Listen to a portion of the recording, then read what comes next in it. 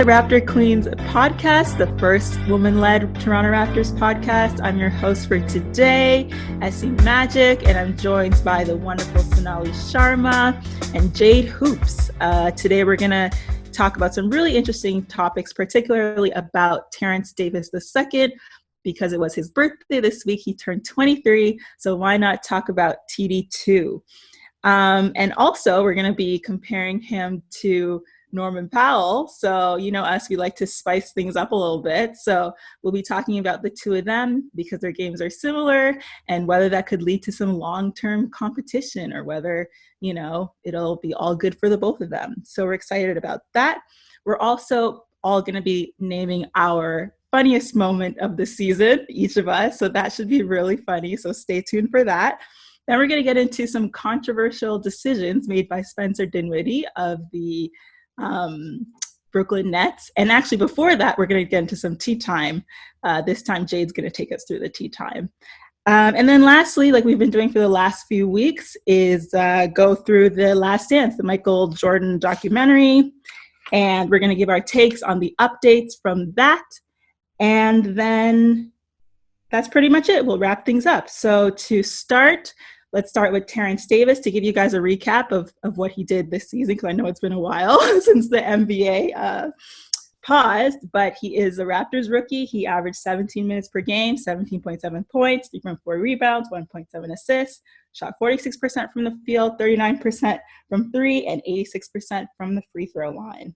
So, ladies, what do you think about Terence Davis II and what his future is? Firstly, what his future is for the Raptors, and then we'll get into him in comparison to Norman Powell. We'll start with Jade.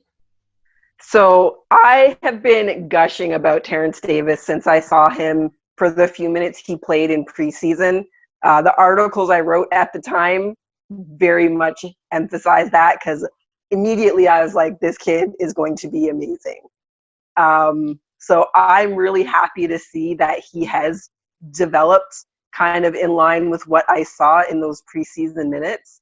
And I'm excited. He's just another one of those right guys, I think, that Toronto brought in that's got really high ceiling, believes in himself the way that Kyle and Fred and Norm and all those guys have done, Pascal. He just fits. He fits perfectly with everything the Raptors have been doing. Sonali, what about you? Yeah, I mean, similar thoughts to Jade. I mean, you know, it was kind of, you get to like sort of know what his character is and how confident he is in himself. Like going undrafted as a player, that's a huge decision. And he took that chance on himself. And I think that speaks volumes of him. I mean, I just read something recently about him and how he's just been really committed into getting into the best shape to come back. And really, like, he himself has sort of been in a little bit of disbelief, as in, you know, you were saying he's been averaging about 17 minutes. I think he thought he was going to be playing a lot more games just in the G League, but we've been seeing a lot more court time from TD2. And, you know, he had one of his career highs. He got 31 points on just 15 shots against the Bulls in that game. I forget which date it was. And, you know, he's had some of these, like, really interesting moments, like the moment with the Charlotte Hornets where he shut out Rozier. So, you know, really excited about this guy. And I think he has a lot to offer. And he's definitely one of those guys that's been listening. I think he takes every opportunity to just soak in what Serge is up to, listening to Marc Gasol and Norman Powell and all of these sort of, you know, older players. And he's learning by soaking in. So I'm pretty positive about him, and he's got a pretty high ceiling from my perspective.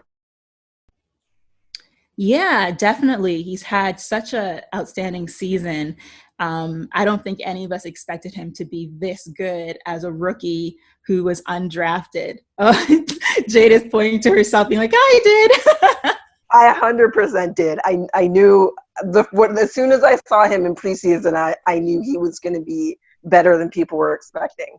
See, he came to that one G League game in the summer, and he just completely like dominated in that one game.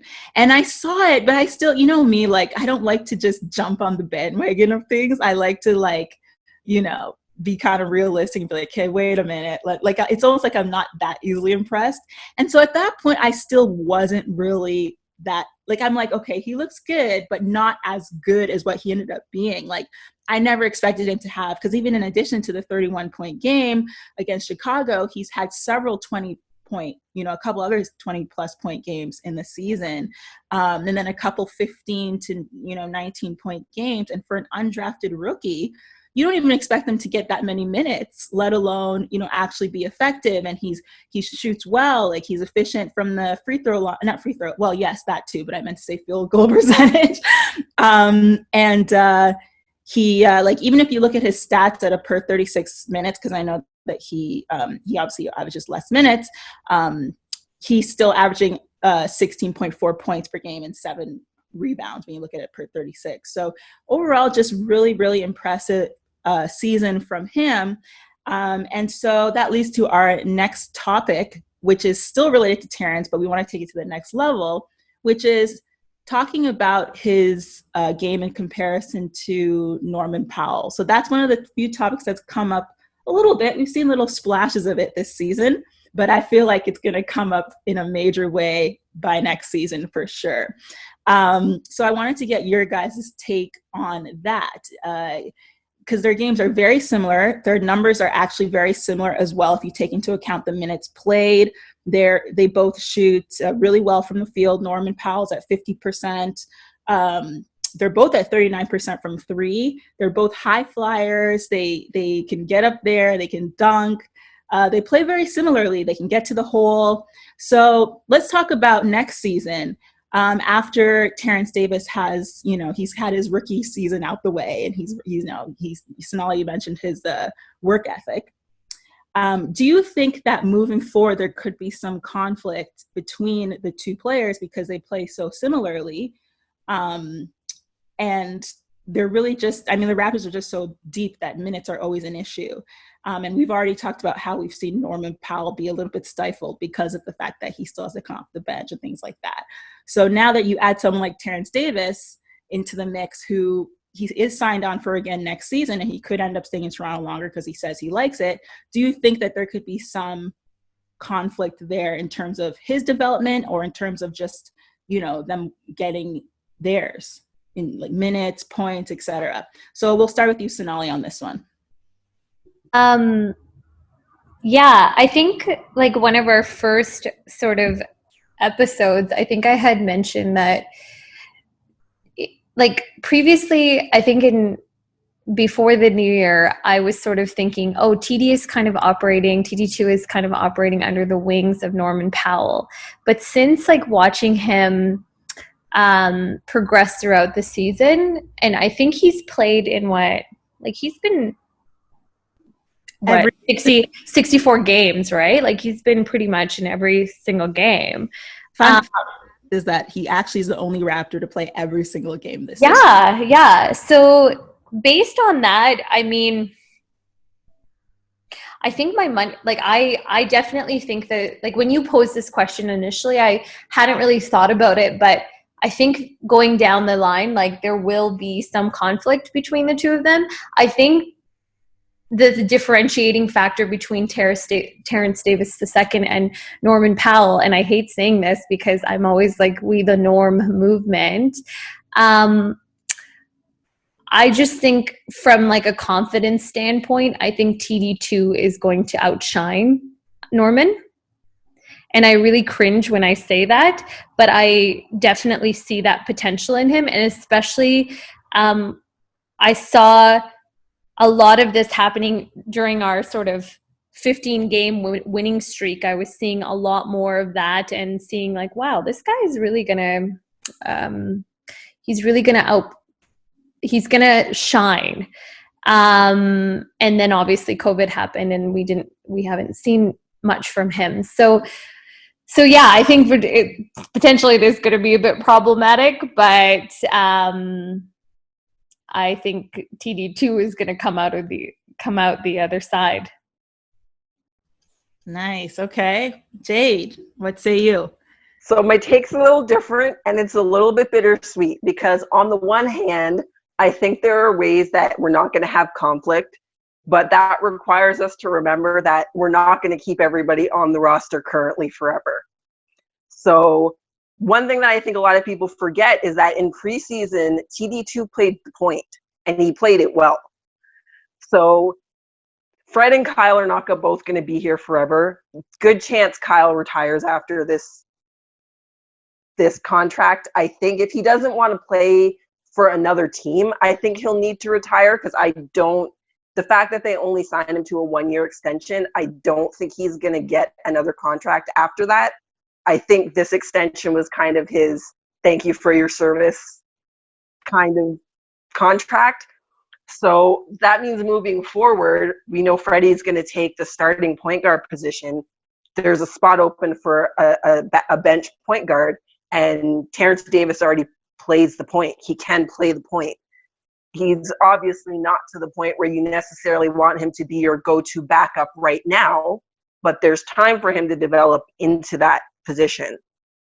So I think ideally, and I'm sure, because Masai's always 18 steps ahead of everybody, that he's thought about that. And I think that was probably one of the factors in bringing him on.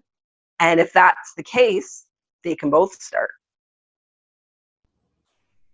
Right. So you think that because of the fact Terence Davis can play the point guard, that Kyle Lowry is going to retire, like after this next extension, he's going to retire. Then there'll be room for both Norm and Terence, is what you're saying. Yeah, that's exactly what I think. So it'll be a really nice change of pace for us to have a point guard with some size.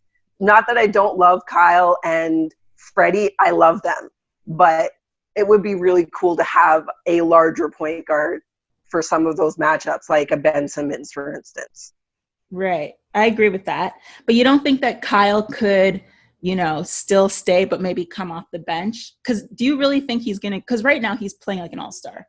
So you're saying that you think that from playing like an all-star this season, then the end of next season where we could see some drop-off, then it's completely like the next season, just drop off. I just don't think he's going to want to play for another team after this extension. And I don't see Toronto giving him another contract that is going to be what he wants. So you think he'd rather leave on top than stay with the Raptors another maybe 1 to 2 seasons after that, even on a lower term contract? I would be a little bit surprised if he did. I think he's gotten to the point where he's like, I finally earned my due, and I feel like he would feel like it's a bit of a step back. See, I don't know, because I don't feel he has been paid really well, but I always know that at the end of their careers, they usually try to scrape out every last, million they can get if they can still play. So I just can't see him going from, what he was making to still playing at a decent level, because I think he'll still be decent. He might not be like what he is now, to just dropping out and not playing at all. And, what is he going to do? Like, I don't know. Maybe I just think if that's the case, there's another team that needs a veteran point guard that's going to be willing to pay him more than Toronto. Right. Okay, that's fair. I could see that happening, that maybe he does go and finish somewhere else. That could be another factor. In that case, so then, well, I don't know. I just have because let me throw another wrench in this plan. And this could be very far-fetched, okay? But there has been the Giannis talk on the table, right? So we're talking as if the roster is going to stay the same from an addition standpoint, and you mentioned from a subtraction standpoint. But what if we add? What if Giannis comes? What if we add a free agent? What if we get another undrafted player who's really good, or somebody else is in the development system? Matt Thomas suddenly is playing better. Like I don't know. I still feel like there's a problem between, And there's Fred. Fred wants to be an all-star too eventually. He's not going to. I think Terrence can surpass Fred in terms of production, but I know that Fred is for that big sort of limelight too, right? So I still think there could be a problem. I think there could be some conflict between Pascal, Fred, and Norm, and Terrence all trying to get theirs. And Terrence especially because he's on a lesser contract by that point and will be fighting for a free agency after this next season. So I think there'll still be some conflict in terms of fighting to get theirs. Jay, do you have any? I mean, I'll address the Giannis one specifically. I think if Masai believes there's any chance of getting Giannis, he'll sign Kyle again to stay in Toronto, because you want the best point guard you can get if you're bringing in Giannis. And Freddie's going to be good, but Kyle's the man. We know Kyle's the man in Toronto. So I think if Masai extends Kyle one more time or he signs a new contract, I think that would be a big indicator that he believes there's a chance Giannis comes to Toronto. And then, yeah, definitely there's going to be conflict, because then you've still got Fred as the backup. But at the same time, too, they have been they started out the season starting Kyle and Fred together in the backcourt. So that also gives TD2 time off the bench if you start those two guys with Pascal, Norm, and either Serge or Gasol. So you've eliminated OG, by the way. Oh, crap, OG. How could I forget OG? Oh, sorry, OG, my bad. Like minutes because of the backcourt of Freddie and Kyle. So, yeah, we have a lot of players. So it's... Yeah, it's a good problem to have, but it's definitely one that's going to have to get worked out. Yeah. And you know what I think as well? I also think that Terrence will actually surpass Norm in terms of outshining him, because if you look at how like Norm has developed, this was his, fifth season now? And this is his first season where he really became a much better, he really improved his ball IQ, and we saw him making much better decisions on the court. Whereas Terrence, a lot of his mistakes tend to be rookie mistakes. They're just like, oh, he's a rookie, he's still learning. But you can tell his basketball IQ is going to be at a much higher level even by next season, and even his third season. So I could actually see him just surpassing Norm, and it's like a unanimous, oh, Terrence should be starting. I could see him even making All-Star one, not next season, but by his third season. Definitely. I definitely agree with his IQ, because as much as I love Norm, I don't want Norm running the point, but I'm okay with Terrence running it. Right. Sonali, do you have anything to add?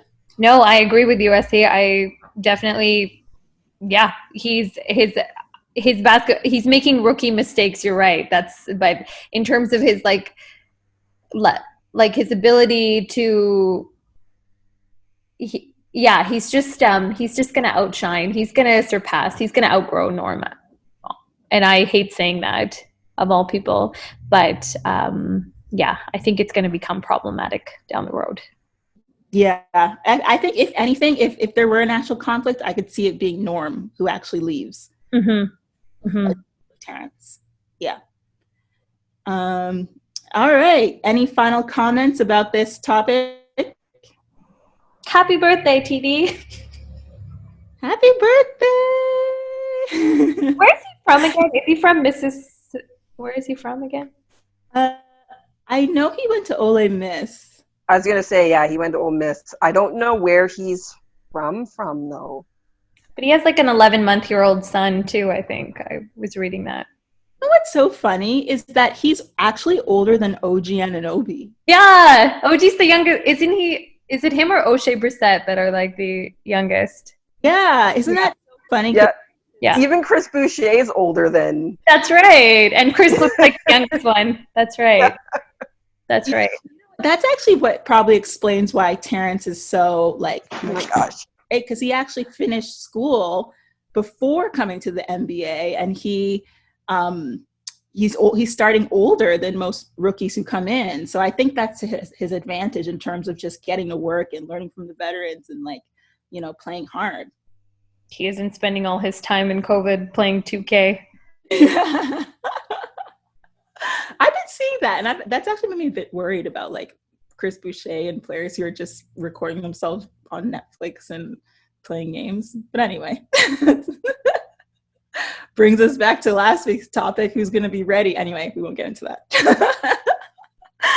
All right, so loved that discussion. So now we're going to go into our next topic, which is still Raptors related.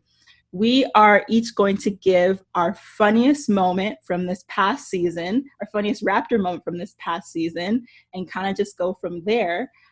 We'd actually love to hear your funniest moments as well. So if you can tweet us at Raptor Queens on Twitter, spelled how it sounds, and you can even just put it in a text, your favorite moment or your funniest moment, or you can even send us the clip or the video, or if there's any GIFs that exist. We would love to see your funniest moments, and we'll talk about it next week. But yeah, so let's get into ours. Let's start with Sonali this time. So I had two moments. The first was, for me, it was the moment of the tunnel scarf show off between OG Anunoby and Serge Ibaka. I have to say that was probably one of my favorite, funniest moments. And then the second moment I had was the double ejection of OG Anunoby and Rudy Gobert when, as I said in that last episode, when Rudy gave COVID to the NBA. It was just such a funny moment for me because I don't know if you guys recall, but like OG seemed so confused. Like he didn't know what to do after the call was made, and he's like, "Where do I go? What do I do? I don't know what to do right now." And it was pretty freaking hilarious. It was like the most pleasant like exit or ejection I've ever seen. He was just like, "Oh, this way, that way, okay, all right, bye." Like it was so funny. That was definitely hilarious. That was like just not the fact that he got ejected, but the way he left. Yeah. Like unsure. He's like, "Oh, me? Oh, you put in me? Okay, all right, I'm out." Like elbow bump. Like it was just everything about that game. Yeah, that game was there was a lot going on in that game for sure. And then the scarves. Yeah, the scarves was really. That was a fun moment, obviously related to the Avec class appearance as well. And then that just like carried on for the whole, like a week at least. Yeah, and it just really brought the Raptors out and like, these are the champions, and just the sort of the like notoriety of the team, and, they killed it. We were trending. Scarves were trending for like a good week. That was a big thing for me too. I was so surprised, like the Jump picked it up. Like usually they can't be bothered with the Raptors, all the American big media outlets. And I was like, okay, this is cool. Like there's finally a little bit. And I love that was the moment, because when I talk to people from other fan bases, whether it's at work or on Twitter, they don't understand why we love the Raptors so much, when to their eyes, they've only been successful not that long. And there's a big asterisk for the rest of the NBA fan bases on the championship. So like, they don't understand why we love them so much. And they're so likable. Like that episode of A Vet Class I laughed to tears, and I've watched it like 5 times, and I still laugh so hard I cry, because it's just so funny, and they're so endearing, and you don't get it unless you are Raptors and you get to have open gym and how hungry are you in a vet class and all of Serge's. He's going to be a mogul like when he's done. But I love that was one of the moments outside of the championship that other fan bases got to see. Yeah, they were definitely talking about it on ESPN. I remember Kendrick Perkins then wore a scarf to one of the games he was doing the analyst for. It was so fun. And you know what you said reminds me of a comment that DeMar DeRozan made. I don't know where he said it, or the source or what publication said it, but I remember he made a comment once saying something like, one of the reasons he's always found Toronto so special, I think it was after he left, was like he felt like he was in his own like special bubble. Do you remember him saying something like that? I don't remember what source or when he said it, but I know he said something along those lines of like, you know, when he was in Toronto, he felt like he was in a bubble. And it's like this special thing that like, you know, it's like the outside world doesn't know about, but we know about it, and it's so much fun and all this stuff. So when you see them jumping on the bandwagon, it's just kind of funny.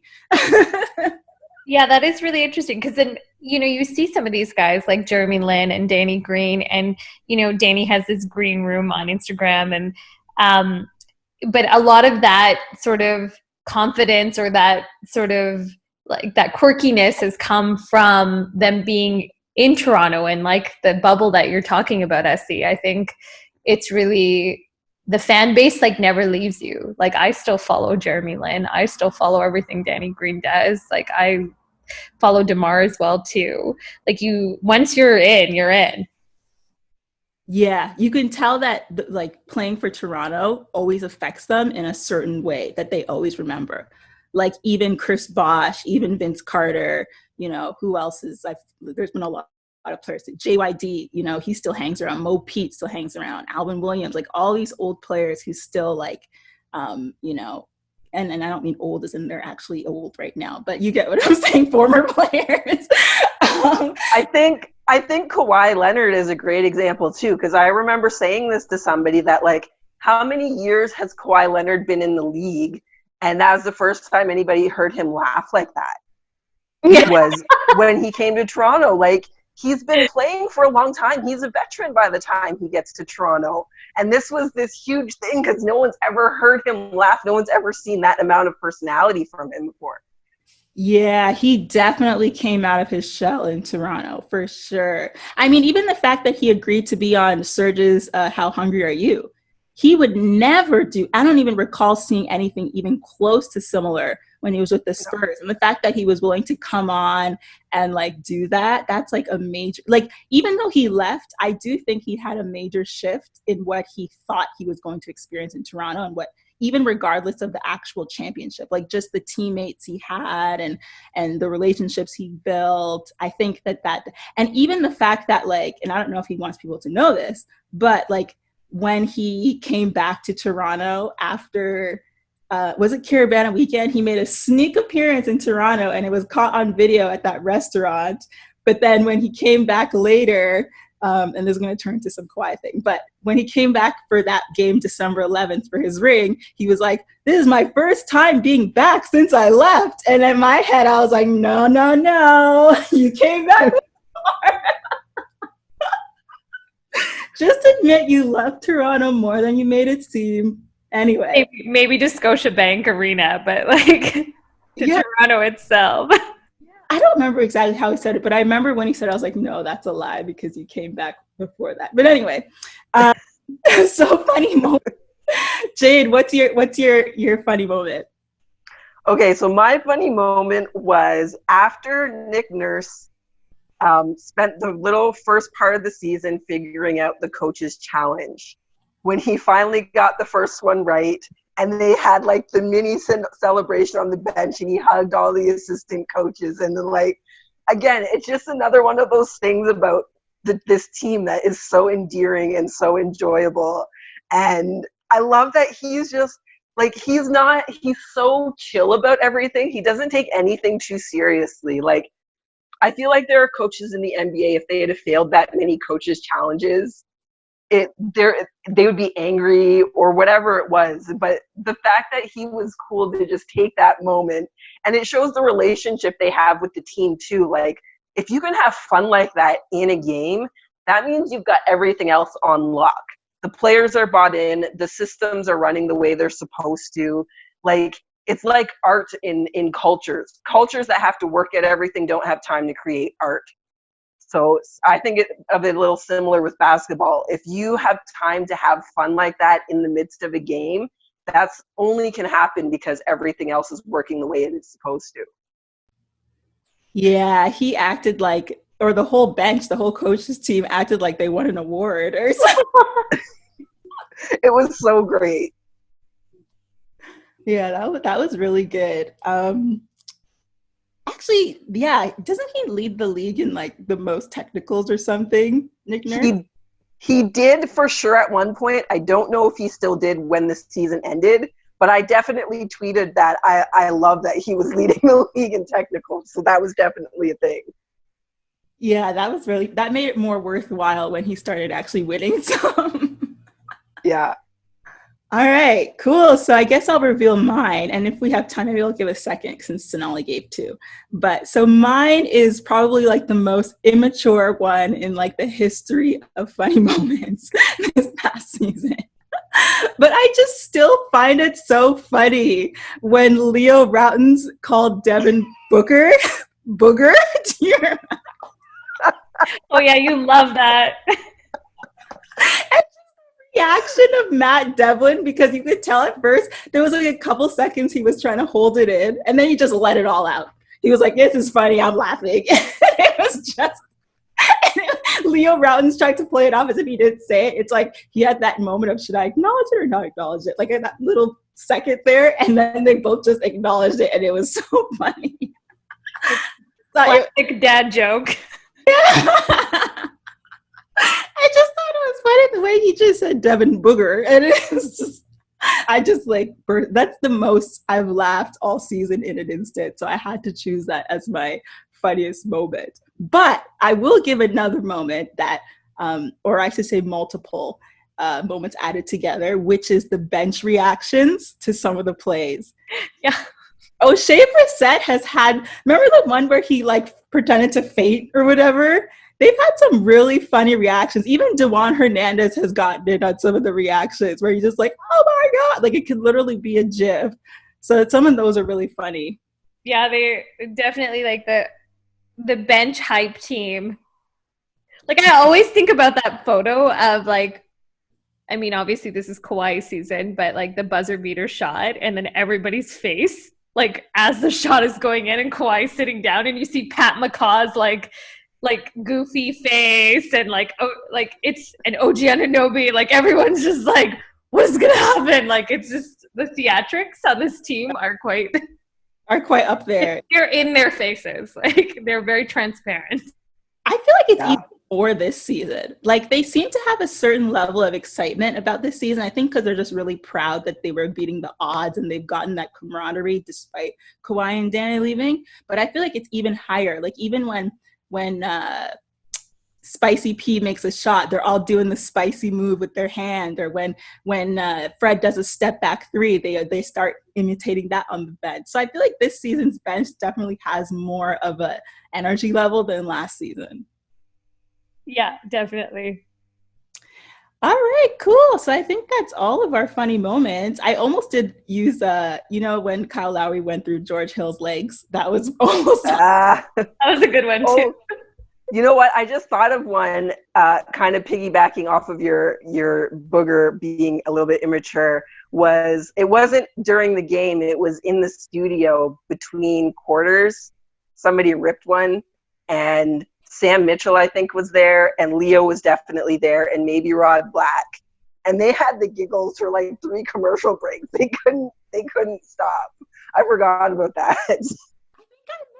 Because I have to watch like the American broadcast sometimes, or I don't get to see I forgot about that. Sessions. Yeah, I see the broadcast when I'm the studio session. So damn it, I missed that. I'll have to see if I can find a clip on YouTube. All right, cool. So now we'll go into a little bit of tea time, shorter than usual, but still a little bit. Jade, if you want to. So we're swapping. It's normally Sonali who does it, but this week we're going to have Jade do it. Jade, go ahead. Yes. So we're just going to talk a little bit about, the thing on everyone's minds everywhere right now, which is COVID. We're finally starting to see some rumblings of sports coming back, of course, including the NBA. Still a lot of things up in the air, of course. But we do at least know that practice facilities have started to open. Last I checked, 20 out of 30 of the teams had reopened their practice facilities with permissions from whatever local governments were involved. So they're doing individual workouts. So we're not talking 3-on-3s or scrimmages. So a player and probably a coach so that they can maintain the distance. So it's good news in terms of the fact that we understand that finally things are not completely stalled anymore. But we still don't know anything about what's going to happen for the rest of this season, whether it's going to resume, whether it's going to be scrapped. On the last conference call, according to Woj, Adam Silver says they're 2 to 4 weeks out from making a decision. So still a bit of a holding pattern. And then, of course, there's a lot of moving parts. There are a couple things have been tossed around for places that they could maybe put the entire NBA, so to speak, in a bubble to finish. One is Disney World in Orlando. Another one was Las Vegas. Both of those things have their challenges. When I think about Las Vegas, and you've got most of the league is guys 25 years or younger, rough, like the majority would be in that age range. I think trying to get dudes to stay in a hotel in Vegas between games, and that's all they're allowed to do, is not a practical idea. I don't think it's going to be enforceable. I don't think everyone's going to follow it. I mean, James Harden just all by himself. There's no way James Harden stays in a hotel room in Vegas. He's in Vegas. That's not a thing that happens, mister. My games are affected by how strip clubs are in the town I'm playing in. So it's not practical. Again, Disney World as well, because if you're going to let players have their families, you're going to tell your kids that we're going to Disney World, but you can't go to Disney World. But on the other hand, are you going to keep the players away from their families? There's definitely some players, I think, on the Raptors that would not be down with that. So there's all of that to think about. And then, of course, King James himself, and always his talk. He has said publicly that he will not play basketball if there are not fans, which I found both annoying and interesting, because we talked a couple weeks ago about how he was like, of course we're going to finish the season. So it's kind of one of those things, well, it's like, okay, LeBron, you can't have it both ways, right? Either the season's got to get scrapped, and when you start the 2020-21 season, hopefully by then it will be okay for fans to be in attendance, or you're going to finish this season, but you're not going to be able to do it with fans. There's no theory under which the major sports come back right away with fans to finish this season if their season was stopped. So NBA, NHL. It's not a thing that's going to happen.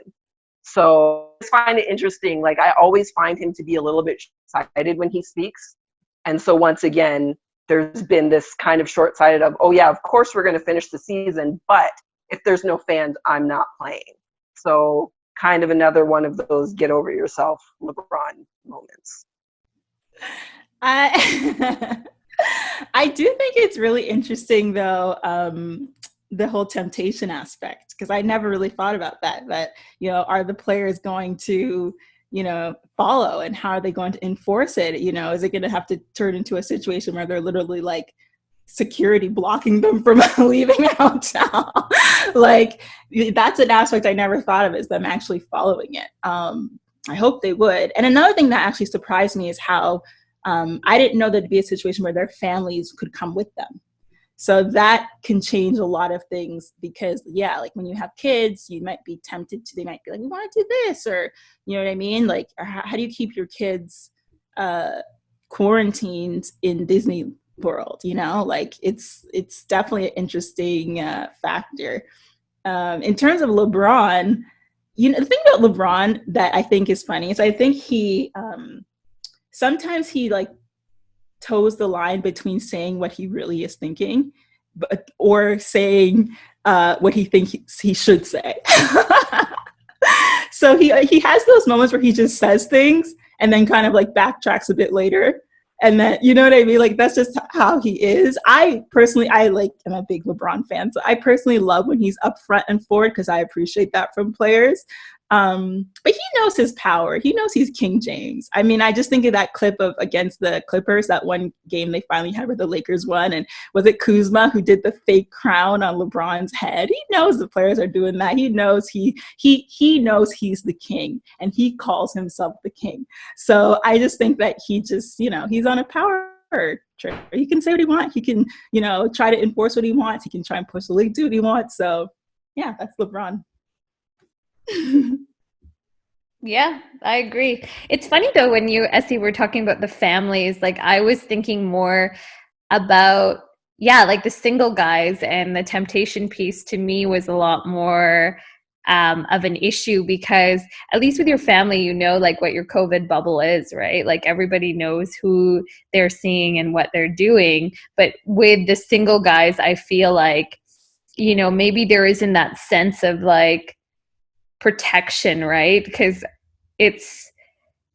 they're just, I don't know, you sort of like, as the restrictions start to ease up, and I'm noticing this in like the normal layperson, not NBA player world, is like everyone has their own sort of threshold of what is allowable and what's not allowable. So it's like, unless it's enforced and there's like tight security and everyone has to follow the same rules regardless of like family or no family, I think it's going to be really hard, and I can't foresee that working, especially in a place like Vegas.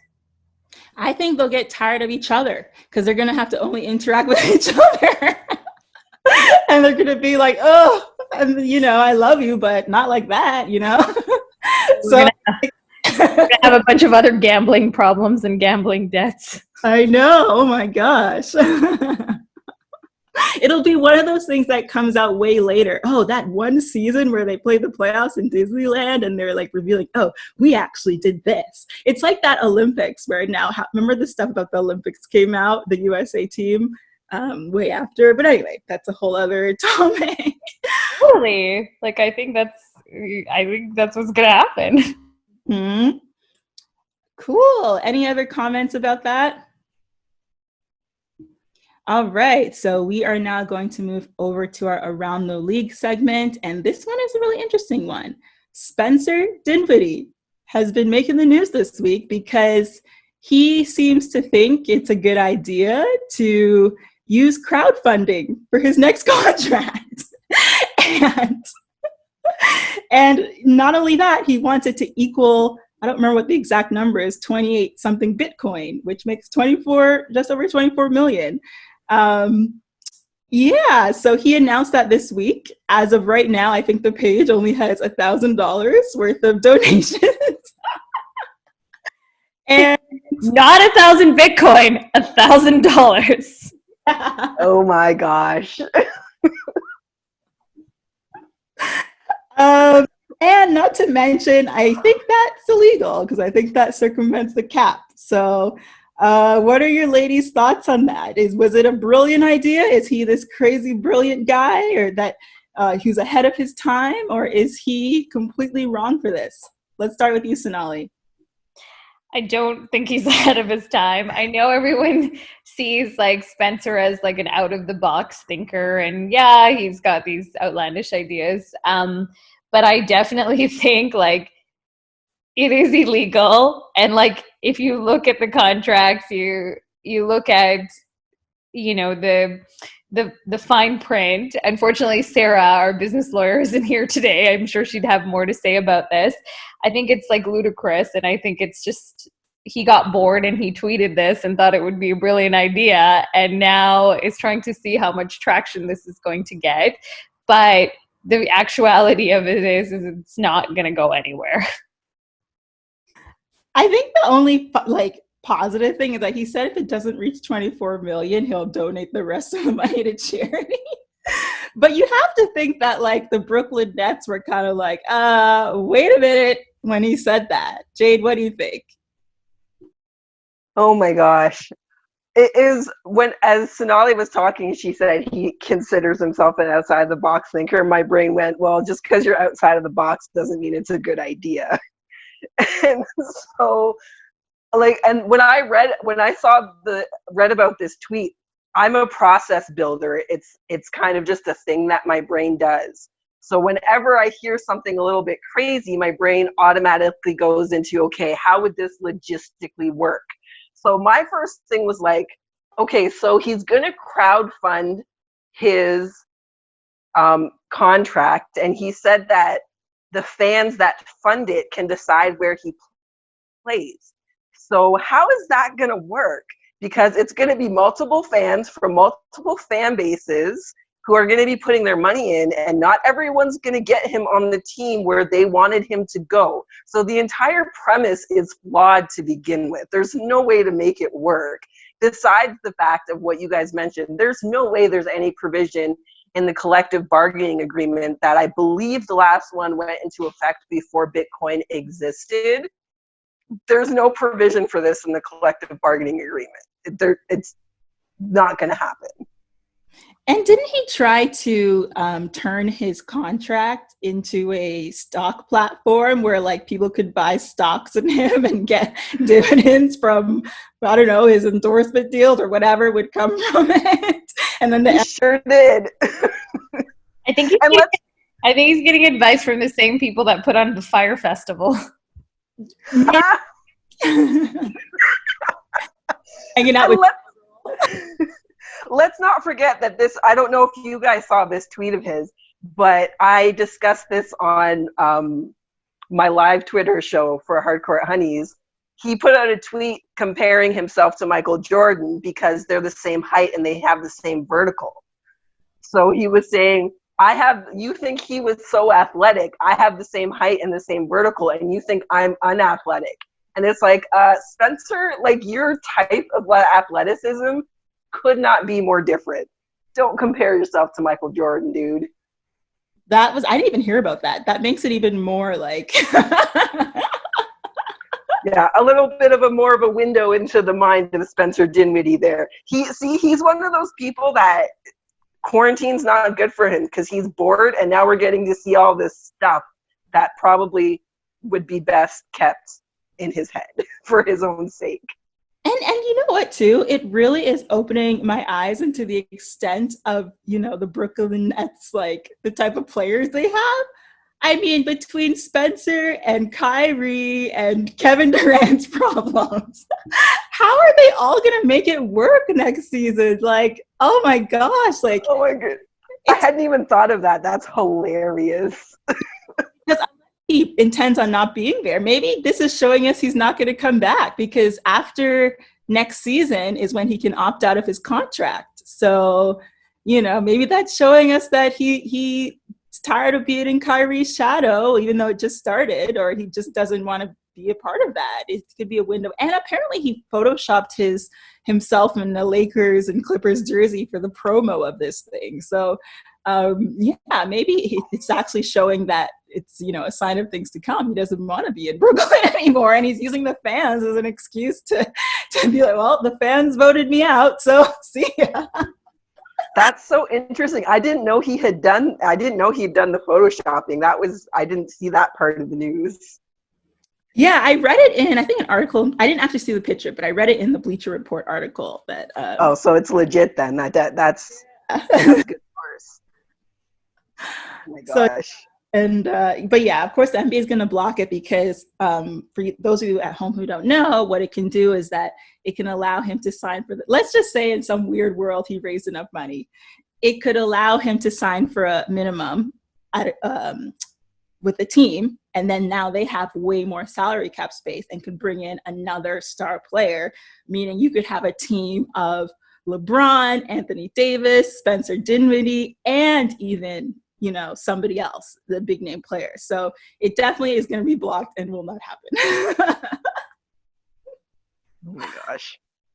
All right, cool. So to wrap things up for this episode, every week we've been following The Last Dance, the Michael Jordan documentary that is shaking up the NBA world right now. So of course, this week we want to give our latest takes on the latest episodes, which got very interesting, to say the least. We learned a lot about Michael in these ones. So let's get your takes. Jade, what do you think? So when everything started, and I'm probably jumping the gun on this a little bit because we do have one more 2 more episodes worth, so we'll be talking about it again last week. But I came to this decision this week, so I think it's only right to talk about it this week. On Raptors Queens, the first week we talked about episode 1 and 2, we discussed the question of, or I think it was before, we recorded the Sunday, the first 2 episodes were airing before they aired. And one of the questions we talked about is, will this change your people's opinion of Michael Jordan? And I said I didn't think it would that much, mostly because anybody that knows anything about basketball knows that he's a bit of a jerk. But having watched 8 episodes, and I've watched them all twice because I also discussed them on my podcast. So I've watched them once for fun and once for research, kind of. I can't believe how bad he looks. And on top of that, the fact that this is the cut that was approved by him and his people. And he still looks so bad. And so my opinion of Michael Jordan did change this week. And I told my roommate that I have high standards of kind of generally the way I approach life. I have high standards for people that get a lot of accolades. And to me, greatness includes the way you treat people. And I've been pretty appalled at the details of the way that Michael Jordan treated people. I said this week that if you looked up toxic masculinity in the dictionary, his picture should be right there. And so Michael Jordan was my choice for like all-time great. He was my GOAT coming into for my lifetime.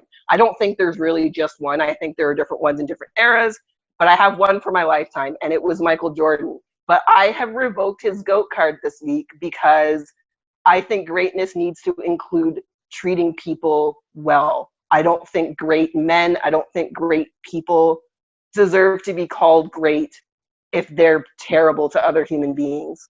So that's my take from this week. Michael Jordan is no longer my NBA GOAT because he is too much of a jerk. Wow, that is a very, very bold statement. Oh my goodness. That's how I roll. I don't think I agree with you on that, but I want to hear Sonali's take first before I give mine. Sonali, what did you think of the episodes, and what do you think of what Jade just said? I mean, on the one hand, like, I completely see everything that Jade is saying, and I think in this world that we live in 2020, hindsight is 2020, and I agree that in today's world, Michael Jordan epitomizes what is toxic masculinity. I completely agree with you. However, I think what you said is interesting about, even though this documentary series, you know, he's the one who got the final say on the cuts, I think it goes to show a lot about just his sort of alpha nature, that I don't think he really cares about showing himself in a compassionate light. I don't think that was ever the purpose of the documentary. I think for him, he's pretty consistent on he is the greatest basketball player to have ever lived, and that is all that he cares about. And that, you know, to me, what was really interesting was the whole like matchup with BJ Armstrong and the Hornets. And, you know, after BJ like gave it to him when he came back, and then I think Michael just said something like, BJ should have known better. Like, rather like coming at me and beating me, he should have known better, because Michael is like a lion. Like, he needs that, like that piece of meat, and he's going to go after it. And, you know, the man, one of the reporters, I think he said he finds the game within the game to keep himself interested, because he has sort of outplayed, like he's pretty much played every level of basketball in his head. So now he needs something personal to go at, to be competitive and to force himself to even be better than he is. And to me, that was really fascinating, because I'm not like that.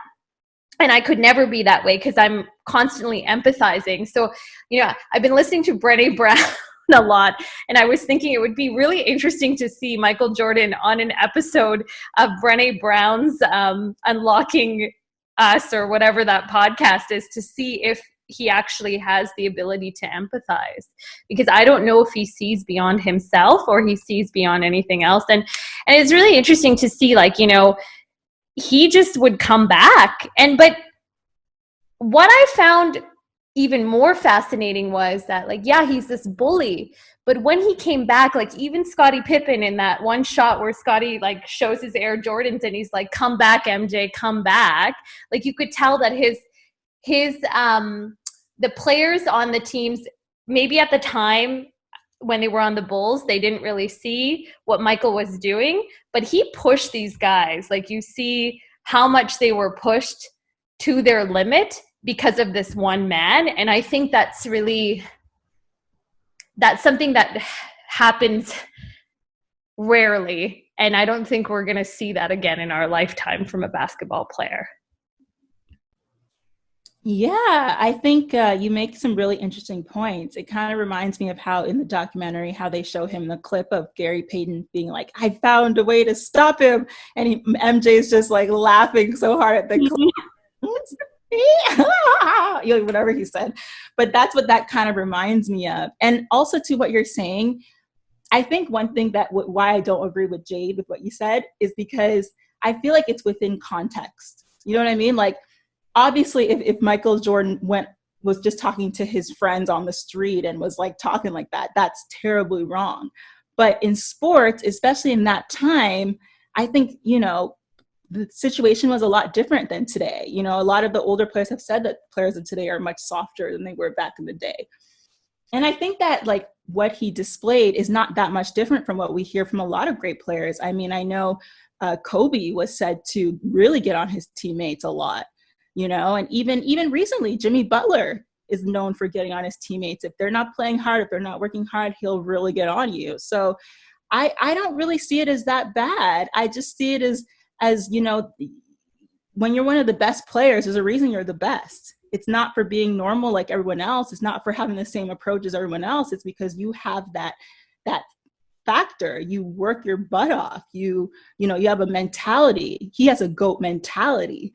And I just don't think it's what I feel like it's when you take it out of context and it seems so bad, or if you just call it bullying. But I mean, it's game and the sport that they were playing and the time period, I don't really see it as that bad, to be honest with you, especially if the players weren't bringing it. If they weren't bringing it, they got to step up their game. And he had no problems telling them. See, and I look at it from the position of somebody who was a tomboy, who played every sport against boys completely growing up. I'm still incredibly competitive. I've been in leadership roles since I was 19 years old, leading people twice my age as a restaurant manager. And I ran a tight ship, and everyone knew I ran a tight ship, but I still went out to the club with them after work.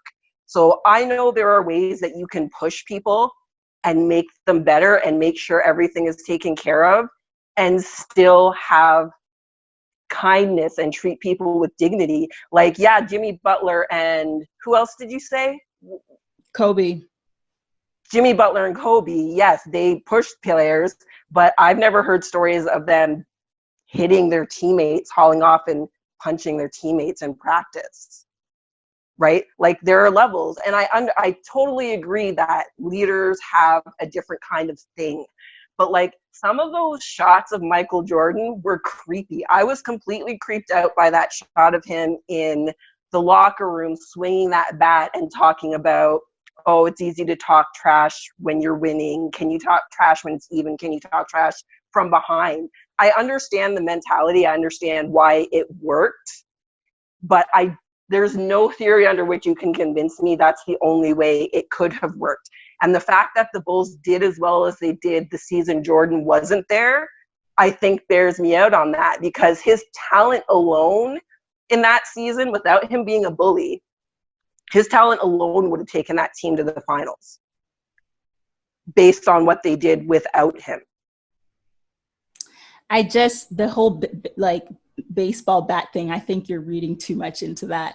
Oh, no. I'm an empath. Like, I feel people. Happen to be holding Really? he likes baseball. He's a huge baseball fan. It wasn't the bat, it was his eyes that I was reacting to. Oh. He had completely dead eyes in that shot. His face was drawn in a way that's like, he felt to me like somebody who could lose it. And he did lose it in practice. He hauled off and hit his teammate. So like under different circumstances, had he had less notoriety, had he been a person that had had less opportunities in his life to channel all of that energy, I think he could have been somebody that could have done some pretty bad things. Yeah, but you're saying that only because now you can see everything that's come out. Think about all this stuff that happens on teams that doesn't come out, that we don't know about. I mean, it just came out that the Warriors were offered to be filmed, in KD's last season, and they turned it down. In hindsight, we know they were having more problems than what we knew before. But, it's just like, because we know this about MJ now, you can use it against him and be like, oh, have you ever seen a player, hit another player? Just because we know it now and didn't know it then doesn't make it any more right. Yeah, but I'm still seeing it in context of sports and the time period. If you look at it now, yeah, obviously it seems awful, but that's just how they were back then. But I mean, I think as a society, that's not acknowledging that those things were not okay, is we don't grow unless we do that. But I guess the silver lining from that era is that the NBA has evolved and has, someone like LeBron James, as we were discussing before, is so much more compassionate and is so much more, I guess you can say, he's more woke in many ways. I think even the language of empathy and being an empath, it didn't exist back then, going to what Essie was saying. And it was just it was the time. Like, that was just how you played sports. And like, you had, and like, I completely get what you're saying, Jade, but I also see Essie's point, and I see it's that classic, it's just that argument. Like,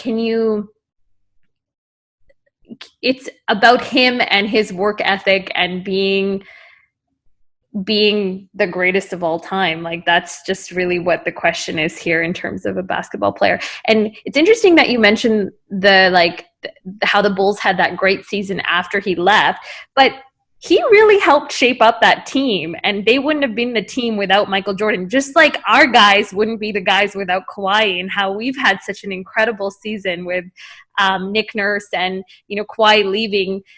People were like, oh, the Raptors are going to, we're going to sink, we're going to do this, but they played with one of the greatest players, and I think that there's a lot of credence that needs to be played to these types of all-star celebrity status players like MJ and Kobe and Kawhi. Yeah, don't get me wrong. Like, I totally believe that Michael was a critical part of that. Like, I would have zero basketball credibility ever if I said that anything other than that. I totally believe that. There's no way you're ever going to convince me that was the only way to do it because that was the time. I don't believe that. I'll never believe that. Well, no, I'm not saying that was the only way to do it, but I'm saying I can see why he tried to motivate his teammates in that way, especially if they weren't bringing it. Like, I don't know about you, but for me, I'm one of those people that, like, even just in my regular life, like, I like it when somebody tells me, Essie, you're sucking right now. You're screwing up major. You need to get your stuff together. Like, that, to me, that is what motivates me even more. Like, I've had some of my best moments from a terrible moment.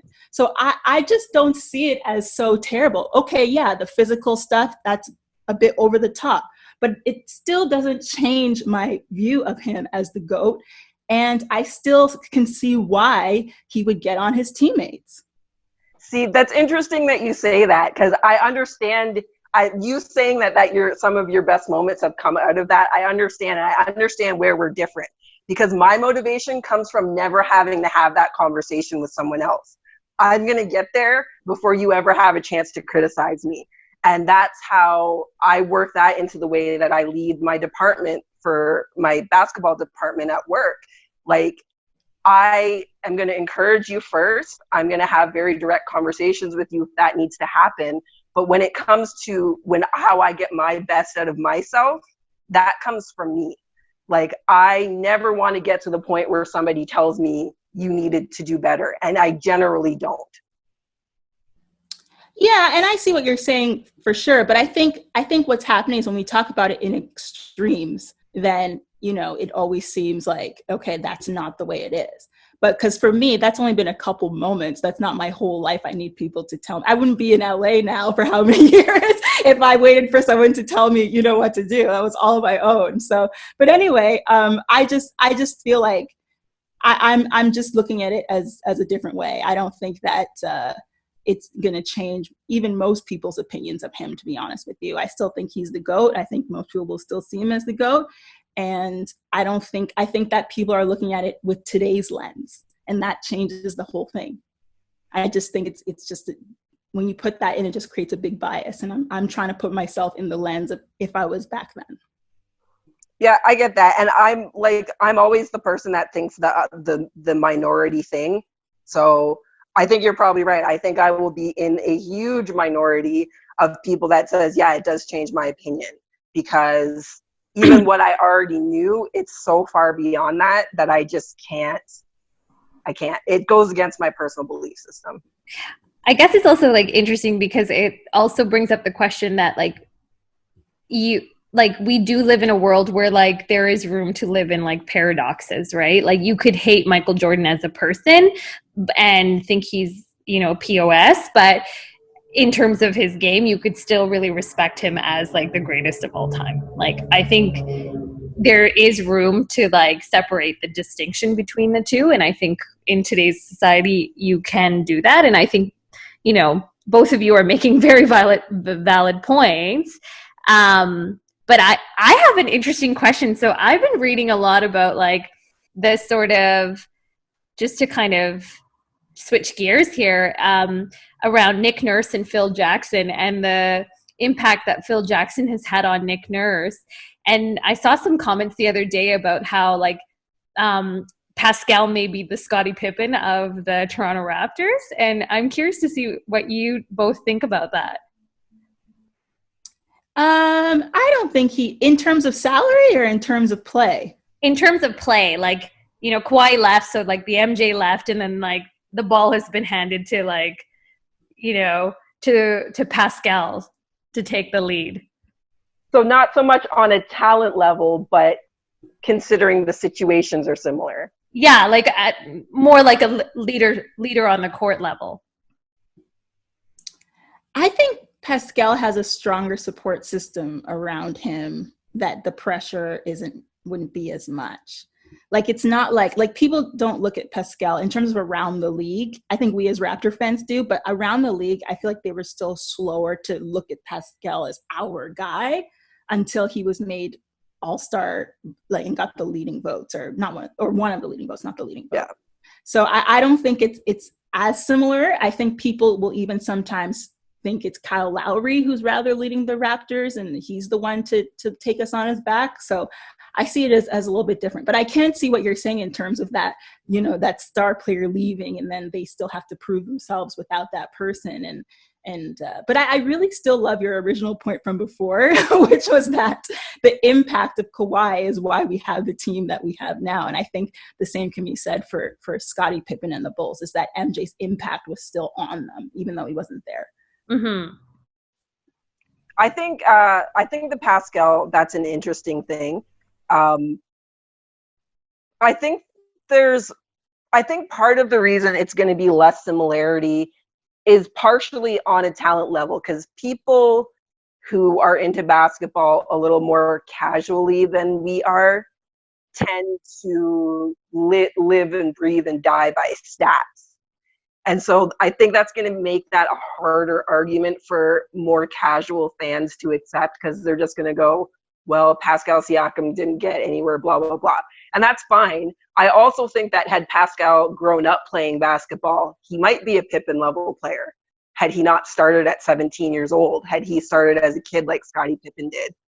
But I think there is a similarity. Like, Kyle is for sure the heart of the Raptors. Like, I judge people's how serious they are about basketball by what they say about Kyle Lowry.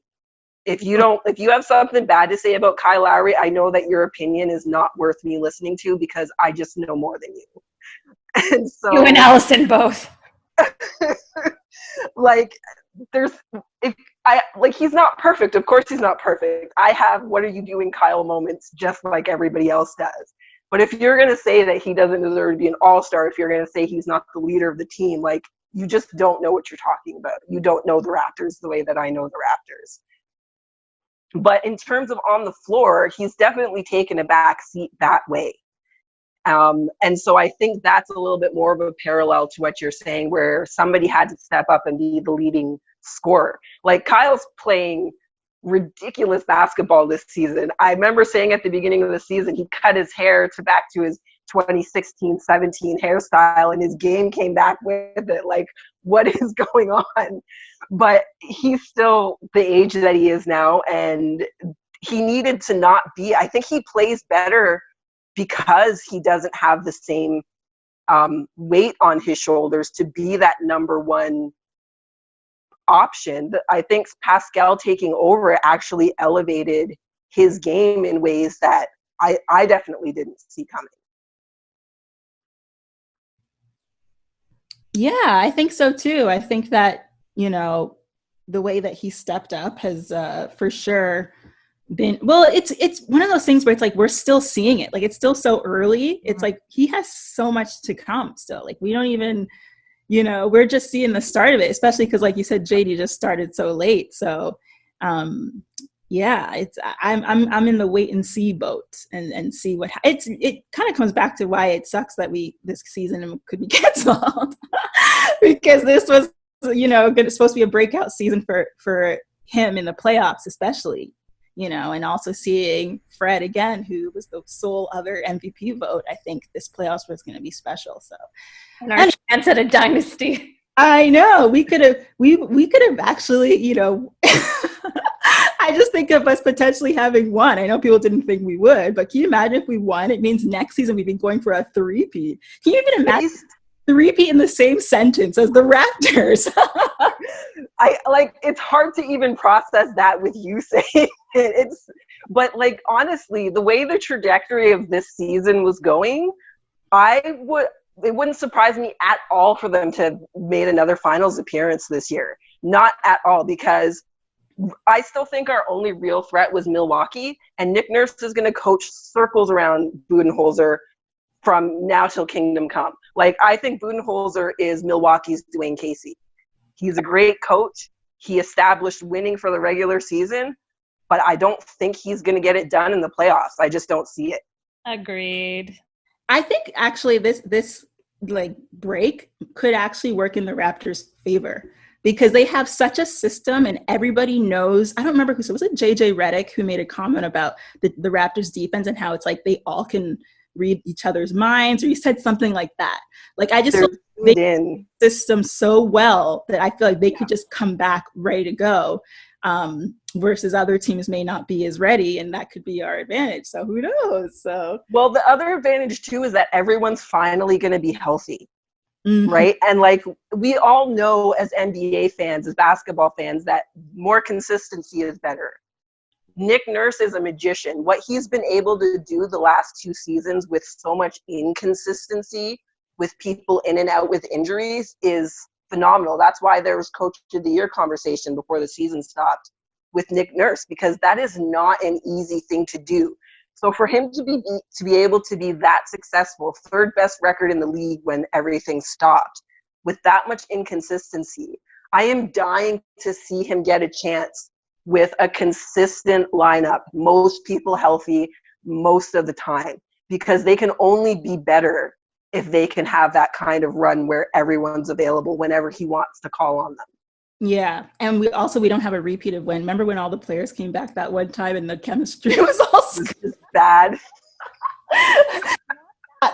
Time, a whole new, different, like healthy roster. All right, so we are at time. We got to wrap up, but this was a really, really good discussion today. We'd obviously love for you guys to get in on the discussion as well. Tweet us at Raptor Queens. Let us know what you think. Do you think MJ should still be the GOAT, or do you know, has your opinion changed of him? Or should it be Spencer Dinwiddie? Yeah. Is Spencer Dinwiddie now in the GOAT conversation?